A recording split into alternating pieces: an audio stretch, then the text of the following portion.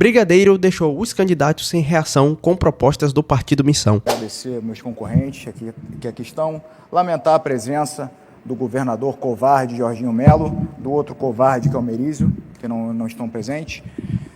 Agradecer a deferência do senhor Ralph, só corrigindo, eu fui do governo do Moisés, mas eu fui diretor de esportes, não tinha muito a ver com a parte de infraestrutura, e inclusive o Bolsa Atleta Estadual hoje, que o Jorginho Melo bota no colo e diz que é filho dele, foi criação minha, da minha gestão. Então, a minha parte eu fiz muito bem, obrigado.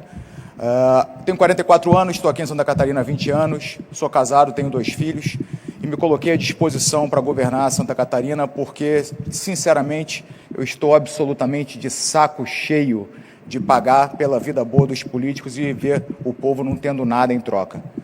Meus concorrentes aqui, muitos deles, estão vivendo há décadas da política e não estão trazendo resultado para o povo. Eu acho que o Ralph esqueceu de responder a pergunta, mas eu não vou me furtar da pergunta, não. A resolução do Morro dos Cavalos logicamente, que está de âmbito federal, é da alçada federal, mas, pela inoperância do nosso governador, até hoje não teve um destino correto. O que o governador do Estado pode fazer, além de pressionar Brasília para solucionar e para colocar para andar não só o morro, os viadutos e os túneis que tem que ser feito na BR e o túnel do Morro dos Cavalos, mas o governador tem também, e eu farei, que é a possibilidade de duplicar e pavimentar a SC-108 e a 435, que servem como acessos alternativos ao Morro dos Cavalos. Além disso, também podemos tentar agilizar a construção da ferrovia Via Mar, que já está, Ralph, no planejamento do governo federal, mas numa lista de 83 ferrovias, ela se encontra em 39ª na escala de prioridade. Então, pressionar Brasília para fazer a sua parte, mas não se furtar de fazer a parte enquanto governador. Obrigado. Bom, eu quero, da mesma maneira que o Brigadeiro fez a sua apresentação e a sua primeira observação, na sua avaliação, qual é a razão que leva o governador do Estado não estar presente a um debate para poder debater com seus adversários, mas, acima de tudo, conversar com a população de uma região que se sente um tanto desprestigiada? É muito anúncio, é muita propaganda, mas é pouca entrega. E agora se percebe aqui, pelos questionamentos que estão sendo feitos, de tanto quanto essa região não foi bem tratada nos últimos 4 anos. Na sua avaliação, seria medo? Preocupação do que poderia acontecer? Medo de respostas que não poderiam ser dadas? Qual seria a sua avaliação nesse sentido? João, eu acredito que a ausência do governador, ela vem no sentido de, primeiro, demonstrar o total desprezo pelo povo da região sul de Santa Catarina, como por todo catarinense que está assistindo. Eu gostaria de alguns esclarecimentos.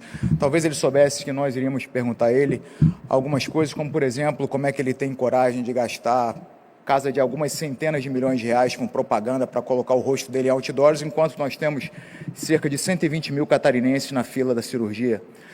Talvez perguntar a ele também por que ele teve a pachorra de tentar colocar um dos seus filhos como secretário da Casa Civil, ao mesmo tempo que entregou a direção do Joana de Guzmão para o sócio de um outro filho dele. Ou seja, um filho ficaria responsável por fazer repasses milionários para a saúde, onde o sócio de outro filho dele tocaria o hospital. Esse mesmo sócio que agora ele colocou à frente do SC Saúde, o Plano de Saúde dos Servidores. Talvez ele tenha dificuldade de responder também por que ele deu quase 100 bilhões de reais de isenções fiscais sem nenhuma transparência para empresas que a gente não sabe quem são, por que receberam ou o que vão dar de contrapartida ao povo catarinense. Então, acredito que seja aquele dito popular de quem não deve não teme, mas é o contrário, né? Quem deve teme. Então, um misto de covardia, um misto de coisas indefensáveis, um governo inoperante, que agora, vindo o El Ninho aí, infelizmente, alguns catarinenses vão pagar com as suas vidas a inoperância e incompetência do atual governo. Bom, de qualquer forma, eu fico extremamente impressionado com a manifestação do Brigadeiro, porque eu não havia pensado nesse detalhe, mas é preocupante.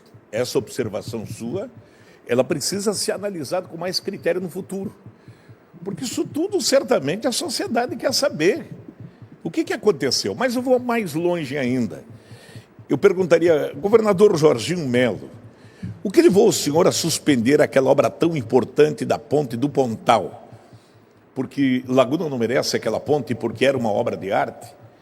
Qual a razão que levou o senhor a atrasar todas as obras públicas quando o senhor assumiu o governo? Por que o senhor não fez os moles da Barra do Camacho, o desassoreamento do Camacho?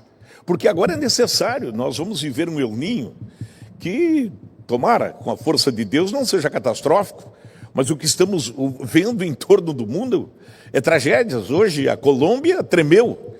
A gente tem que contar com a força de Deus, porque o governo do Estado está ausente.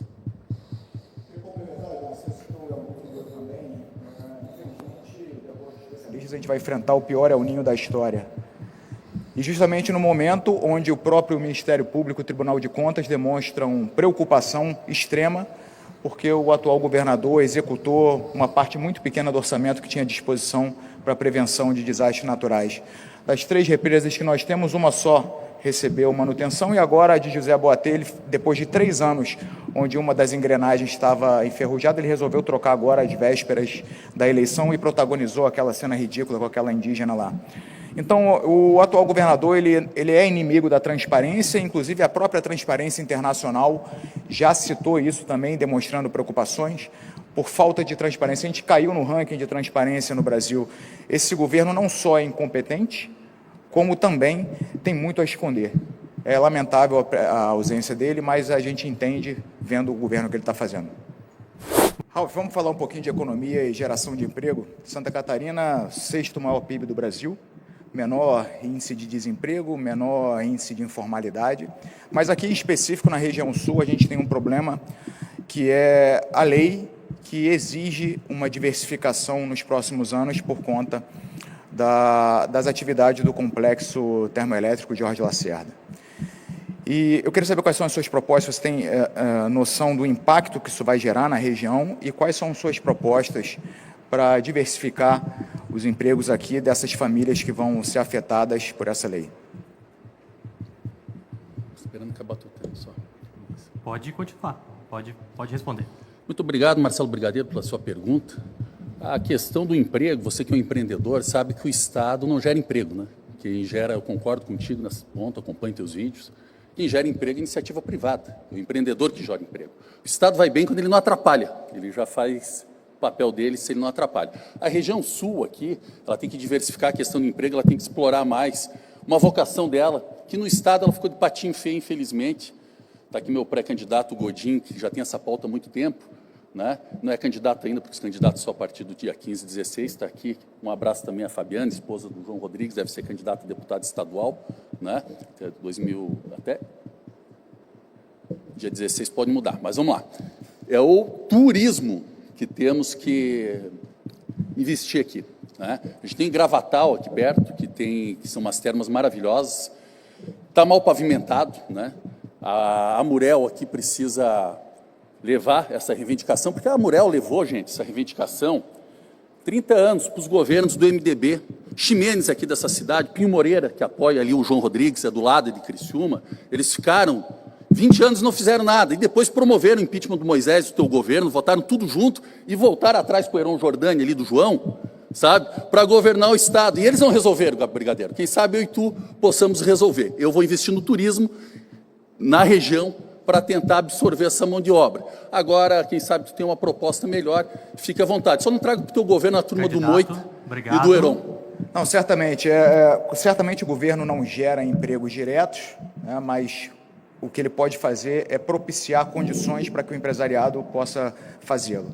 Hoje, o empresário ele tem que lutar contra os seus concorrentes e contra a burocracia. O impacto direto que a gente vai ter com o fim da exploração do carvão mineral aqui até 2040 e a finalização dos trabalhos do complexo termoelétrico Jorge Lacerda de Capivari de Baixo será em 20 mil famílias. Então, 20 mil famílias. Então, a gente precisa buscar diversificação, atraindo empresários, e eu vou fazer isso desburocratizando. Eu tenho 2 propostas, uma que é para empresas de pouca ou moderada complexidade, o alvará sai na hora. O Estado vai fiscalizar depois. E para empresas de maior complexidade, os órgãos necessários tem até 60 dias para responder. Se não responder, o alvará temporário sai também e depois o Estado corre atrás de fiscalizar. Marcelo, excelente resposta, e vale para toda Santa Catarina, não é uma resposta específica, né? Tu trouxe um problema da região sul, mas tu trouxe uma solução para toda Santa Catarina. Acabou fugindo um pouco do tema, mas é normal, teu primeiro debate, seja muito bem-vindo, e é interessante a tua proposta, só que aqui nós já estamos num estado mais ágil em abertura de empresas e tudo mais, tanto que tu largou teu Rio de Janeiro, que é uma esculhambação, os últimos 5 governadores presos, né? Um estado falido, em todos os sentidos, e vem empreender aqui em Santa Catarina. Seja muito bem-vindo. Aqui a gente sabe fazer a coisa correta quando é empreendedorismo, sabe? Então, tu não resolveu com a tua proposta o problema ali da Jorge Lacerda. Eu resolvi, porque a minha proposta é local, é o turismo local aqui que precisa desenvolver. Essa tua a gente já faz no Estado há muito tempo, e eu te parabenizo de toda forma esse teu empenho de buscar o empreendedorismo, de ter saído da barra do Carlos Moisés, que tu foi assessor dele, comissionado, né? Se diz aí que não gosta do serviço público, mas quando pode, está nele. Seja muito bem-vindo a Santa Catarina, que as coisas funcionam, não é o Rio de Janeiro. Bom, agradeço a pergunta, Matheus, e realmente a enchente de 74 que aconteceu na região aqui ainda está muito marcada na alma do povo. E não só o Rio Tubarão, aqui no sul também, o Rio Araranguá, essas bacias têm que ser endereçadas, tem que se ter muito cuidado, não só através de um programa permanente de desassoreamento, tanto da foz como da calha dos rios, de forma permanente, cuidado das margens, obras de macrodrenagem nas regiões ao redor dos rios, mas também monitoramento constante das chuvas que descem das serras.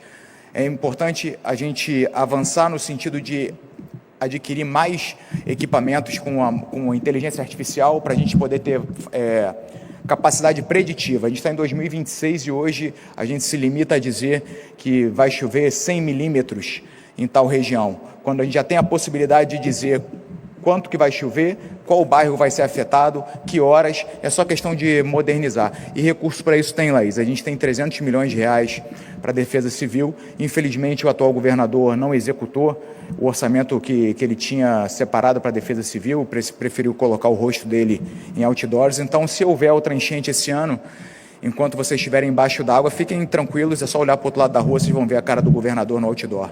Tá? Gostaria que você comentasse a respeito dessas intervenções que têm que ser feitas na bacia do Rio Tubarão. Muito bem, a gente sabe que a questão das enchentes não é algo que vem dos céus, né? É uma questão pública. É uma questão que justamente aqui no nosso estado ela está altamente associada com a falta de saneamento básico. E muito desse dinheiro, candidato, como você citou, a gente não só pode, como deve, utilizar para fazer de Santa Catarina um estado que seja referência na estrutura do saneamento básico. Porque quando a gente vê a gravidade das enchentes, é principalmente nos bairros pobres. É principalmente onde as famílias e pessoas que não têm condição de pagar um aluguel nos centros das cidades e precisam ir para as encostas, precisam ir para as favelas, não por opção, são essas famílias as principais afetadas por essa questão pública. É uma escolha. Réplica. Laís, eu concordo com você. Realmente é lamentável que algumas pessoas tenham que se colocar em situação tão deplorável, de pouca dignidade, de ir para encostas e áreas de risco. É por isso que, além de cuidar do Rio Tubarão e das demais regiões propícias à enchente, cuidando das barragens, fazendo um monitoramento constante, eu vou também acabar com as favelas de Santa Catarina, dando dignidade para as pessoas que moram nessas regiões. Florianópolis mesmo está virado num favelão e essas pessoas não têm o mínimo de dignidade. São 100 mil catarinenses hoje que moram nessas regiões, que são dominadas pelo tráfico de drogas. Então, para resolver essa situação, primeiro a gente vai entrar ostensivamente, vai prender todo mundo, quem resistir e apontar arma para a polícia vai morrer, e depois a gente vai vir com urbanização para dar dignidade para essas pessoas que moram nessas áreas. Boa noite a todos. O Universidade Gratuita, que foi um programa lançado pelo governo do estado, ele deixou de fora universidades que não fazem parte da ACAF. Com isso, mais de 500 universitários da Unisul hoje, eles estão passando muita dificuldade financeira para pagar a universidade ou até mesmo já abandonaram. estão fazendo determinados movimentos, mas até agora não houve nenhuma solução para o problema. Para acessar o Fundesc também é difícil, então esses estudantes se consideram discriminados, né? Abandonados também. Primeiro, queria saber se o candidato acredita que o fato de universidade gratuita não contemplar universidades que não são ligadas à CAF foi discriminatório e como resolver o problema desses estudantes, são mais de 500, o que enfraqueceu também a Unisul, neste caso. Como resolver essas situações? Obrigado, Carrador. A resposta é muito breve, até porque eu vou mudar a regra do jogo. A universidade gratuita eu vou manter, mas ela muda. A bolsa não vai mais para a universidade, vai para o CPF do aluno. O governo atual criou uma regra para beneficiar os amigos do rei. De que maneira? Primeiro, não tem um critério que valorize ou beneficie somente o aluno carente. O Tribunal de Contas apontou que tem mais de 800 bolsas que estão sob suspeitas. E me parece que não foi feita nenhuma auditoria até agora para averiguar, porque tem milionários recebendo dinheiro público para estudar gratuitamente, com patrimônios milionários. Isso já está detectado pelo Tribunal de Contas. Por outro lado, o que nós faremos também, quando estabelecer a regra, é que todas as universidades vão ter o tratamento igualitário, porque a bolsa vai para o aluno. Hoje, o critério é a universidade, não é o aluno. Veja você, se você passa no vestibular aqui na Unisul, você não tem o mesmo tratamento quem passa numa universidade das comunitárias. Então o projeto não é o aluno, o foco não é o aluno, o foco é a universidade. Nós vamos mudar a regra do jogo. Agora, o que nós vamos inserir na rede pública estadual é transformar o ensino médio, todo ele ensino profissionalizante. Vamos investir pesadamente naquilo que é obrigação do governo do Estado. João, me permita corrigi-lo. Ambos concordamos que o atual governo é um desastre, mas você foi um pouco injusto. Na verdade, o número exato é o seguinte: foram 34 mil casos analisados pelo Tribunal de Contas e achou indício de irregularidades em 18 mil, ou seja, 54%. A regra é ter irregularidade, mas o governo não ficou de braços cruzados, não. O governo agiu, a gente tem que ser sincero, em 112 casos. Menos de 1%. Então, o governo está agindo, quase nada, mas está agindo. E a universidade gratuita é uma vergonha, é 1,2 bilhão de reais que vai para esse programa por ano. É dinheiro sendo retirado da base para colocar no topo, sendo que o nosso ensino médio continua formando analfabetos funcionais. Somos o 13º no ranking do IDEB, no ensino médio, que é o que compete ao Estado, e o Jorginho fica utilizando o ranking do ensino fundamental.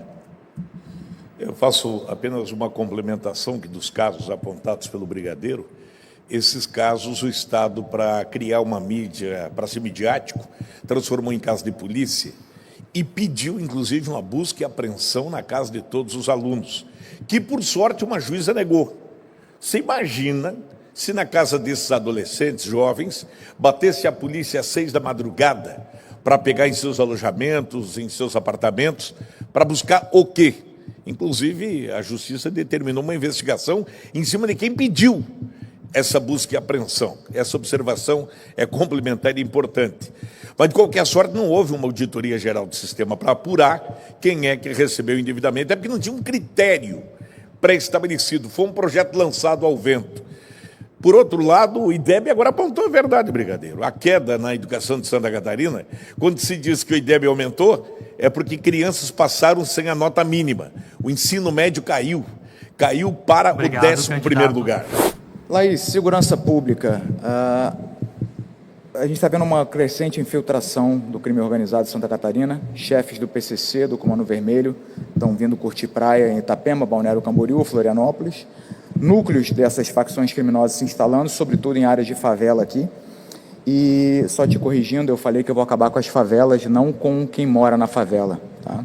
Na verdade, eu quero levar dignidade para o povo da favela, e para isso a favela tem que acabar, que inclusive é a proposta do Renan Santos meu candidato à presidência da República, a gente vai acabar com as favelas do Brasil. Eu queria saber a sua opinião, melhor forma de enfrentar o crime organizado para que aqui não vire um Rio de Janeiro, por exemplo. Posso? Pode. Sobre essa questão, é uma questão muito cara para nós da Unidade Popular, porque quando a gente percebe, candidato, as armas e as drogas, elas não são produzidas dentro das favelas. Elas são produzidas principalmente nos grandes condomínios de luxo. Quando a gente pega a história, inclusive, temos relatos sobre a questão do próprio encontro de drogas dentro da FAB.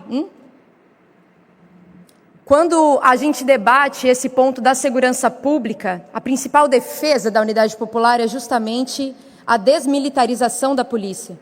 Porque a gente entende que a militarização, ela corresponde a uma forma de operação como se tivesse um inimigo. E o povo não é inimigo. Quem são os verdadeiros inimigos são esses que colocam justamente as armas e as drogas dentro das favelas e aonde as operações mais cruéis acontecem. Quando a gente pensa sobre quem são os verdadeiros bandidos, inclusive esses que disponibilizam isso para o povo trabalhador, são os grandes poderosos. Você tem a defesa de criminalizar os bandidos, mas não te vi ainda defendendo que o Vorcaro seja altamente criminalizado. Candidata, vamos lá. Réplica. Laís, para mim, bandido é bandido, esteja ele usando um fuzil, esteja ele usando uma caneta, e eu defendo que todos se ferrem muito. E é por isso que eu vou construir aqui o Inferno Catarina, que é para colocar lado a lado os traficantes e os políticos corruptos. Em relação aos criminosos que estão na favela portando fuzil, esses vão ser devidamente presos e, se resistirem, serão devidamente mortos. Se você tem um bom trato com esse pessoal, eu aconselho você já a fazer um apelo porque eles se entreguem ao quartel de polícia mais próximo, porque se eu for eleito, se eles apontarem uma arma para um policial, eles vão receber tiro na cabeça, que é o que eles merecem. E dessa forma, a gente vai dar o primeiro passo para moralizar as áreas de favela e depois dar dignidade. Esse lance de que não interessa quem trouxe a arma, que está portando arma, é cadeia ou caixão. Vai ser assim. É desse jeito. Você pode, de repente, na sua política, ir soltar pombinha branca na Lagoa da Conceição e esperar baixar o número de feminicídios. Eu acho que não vai acontecer. Nós, da Unidade Popular, somos fortemente contrários às armas e às drogas. O que nós defendemos é que justamente isso seja acabado na fonte, o que não é visto como a principal política de vários partidos, que é querer justamente invadir as favelas, invadir a casa de trabalhadores, de jovens, e sem sequer perguntar, cometer vários crimes de assassinatos. Como a gente sabe que hoje acontece no nosso estado e como hoje acontece muito na cidade de Florianópolis, que teve um aumento de mais de 100%, de 150% nos índices de criminalidade, de morte dos policiais contra a juventude. Em Florianópolis, teve a morte de um jovem, Hudson, que nada estava fazendo, apenas Obrigado, vivendo. Candidata. Pensando diferente, não é nem 90%, é 99% do que o senhor pensa. Eu gosto disso, gosto do debate. O senhor é muito bem-vindo. Eu gostaria de perguntar para o senhor, porque no último debate o João Rodrigues disse que é privatizar a Casan. A Laís já teve a oportunidade de vir hoje aí no local que o senhor está e disse que não, que ela quer investir na Casan, que inclusive é a minha posição, porque a Casan ela teve direções politiqueiras e onde se privatizou aqui em Santa Catarina deu origem à Operação Mensageiro, operação que prendeu o maior número de prefeitos na história do Brasil, não é só de Santa Catarina. Gostaria de saber a sua opinião e as suas razões. Vai privatizar, não vai? O que vai fazer com o saneamento? Ralf, obrigado. Eu espero também que os demais veículos de comunicação me convidem para os próximos debates. Eu acho que não há democracia sem que todos os envolvidos possam participar. Quero dizer para você que está assistindo em casa, me siga, @Marcelo Brigadeiro nas redes sociais, para você poder encontrar minhas propostas. Em relação à Casan, pretendo sim privatizar, assim como qualquer outra empresa que seja ineficiente. E você partir da premissa que você não vai privatizar porque isso aí vai gerar corrupção, você partir da premissa que eu vou seguir nesse jogo de apadrinhamento político, de indicações meramente políticas, que é um jogo podre que é feito até o dia de hoje. Ao passo que pretendo privatizar a Casan, pretendo também avançar na luta contra a corrupção, montando o Departamento de Inteligência e Combate à Corrupção dentro do meu governo, integrando Polícia Civil, Receita Estadual e Controladoria Geral do Estado para fazer cruzamento de dados, para investigar não somente a mim mesmo, como aos meus secretários, aos deputados e os seus assessores, para a gente fazer um cruzamento de dados e botar gente, como eu falei com a Laís, botar gente de paletó na cadeia também, porque qualquer um que desvia qualquer centavo que seja do catarinense merece ir para a cadeia, assim como um traficante. A corrupção ela faz mais vítimas do que o tráfico de drogas, porque mata esses 116 mil catarinenses que estão na fila mais de um ano esperando cirurgia. Marcelo, você está muito certo no ponto em que a corrupção faz mais vítima que o tráfico de drogas, né? Porque é a política social que não chega lá na ponta para enriquecer meia dúzia de sem vergonha, canalha, safado, que aproveita a caneta do tinteiro cheio, né, de relações promíscuas de poder para se enriquecer. Mas foi, gente, o que aconteceu aqui em Santa Catarina, nas prefeituras que começaram a privatizar o saneamento. A Casan, ela realmente não está entregando um trabalho a contento, porque ela por muitos anos, dê um Google aí, procure quem foram os presidentes da Casan. Muita gente de filiação político-partidária, certo? Eu não estou acusando eles de corrupção, mas de má gestão, porque senão nós não estaríamos nessa situação onde estamos hoje. Eu vou manter, Marcelo, a Casan, vou investir na Casan e vou tirar as concessões dessas prefeituras que roubaram o catarinense, a começar por Lages, né, que é emblemático, terra de muitos governadores. Muito obrigado. Eu acho que a gente não pode pensar na continuidade da Casan, Ralf, num estado que tem um dado vergonhoso de mais de 70% sem a coleta adequada de esgoto. A gente tem cidades aqui no próprio sul, em Maruí, por exemplo, 0% cobertura de esgoto. Isso é um dado vergonhoso para a sexta maior economia do Brasil. E a gente até debateu aqui um pouco sobre turismo. Isso afeta não só na saúde, como também no turismo. Hoje o turista vem para Santa Catarina, infelizmente ele passa metade das férias preso no trânsito e a outra metade preso no banheiro com diarreia, porque o nosso esgoto ele vai direto para as praias, seja de Florianópolis, seja de Balneário Camboriú. Então, qualquer órgão que não tenha eficiência comprovada, o catarinense paga muito caro, cara. É muito imposto que a gente paga e a gente merece um serviço de qualidade. Se a Casan não entrega, a gente entrega para a iniciativa privada, que é eficiente e fiscaliza para que seja entregue um serviço adequado e de qualidade. Quero agradecer a você que está assistindo até esse momento.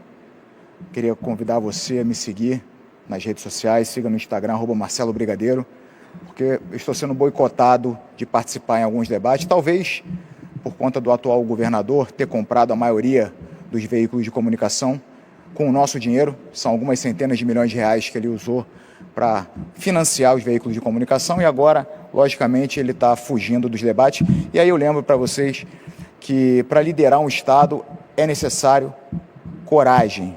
Aristóteles já dizia que a coragem é a principal virtude do homem. E um homem que falta ao debate, que não presta esclarecimentos aos seus comandados, não merece ser líder de nada. Então lamento aqui mais uma vez a covardia do Jorginho Melo, a covardia do Gelson Merizio, e espero ter a oportunidade de enfrentá-los olho no olho. Acho que ficou muito claro na noite de hoje a diferença do meu partido, Partido Missão. A gente traz propostas, a gente não fica no mundo de unicórnios e imaginação, falando de aumentar o salário mínimo 100 vezes. A gente traz propostas, diz o que vamos fazer, o que a gente propõe, a gente estuda para isso. Quero convidar vocês a conhecer o Renan Santos, futuro presidente do Brasil, e junto com ele, também o nosso candidato ao Senado, Túlio, e junto com eles a gente vai mudar a realidade de Santa Catarina. Santa Catarina não merece ter 116 mil catarinenses esperando na fila pela cirurgia. Santa Catarina não merece ter 70% do seu território sem cobertura de esgoto. Santa Catarina não merece ter os jovens sendo aprovados sem sequer saber escrever direito. Isso não condiz com o estado maravilhoso que é Santa Catarina. A gente vai trabalhar forte para resolver isso e vamos enfrentar firme o tráfico. Você que é bandido, até o dia 1º de janeiro, ou você sai de Santa Catarina ou se entrega, porque senão você vai ser morto. Obrigado, candidato. Oxente, meu povo arretado, se tu quer saber tudo sobre o MBL, o Partido Missão e cada cara que tá nessa história, não perde tempo. Se inscreve agora e ativa o sininho, porque essa onça aqui vai te mostrar os melhores cortes.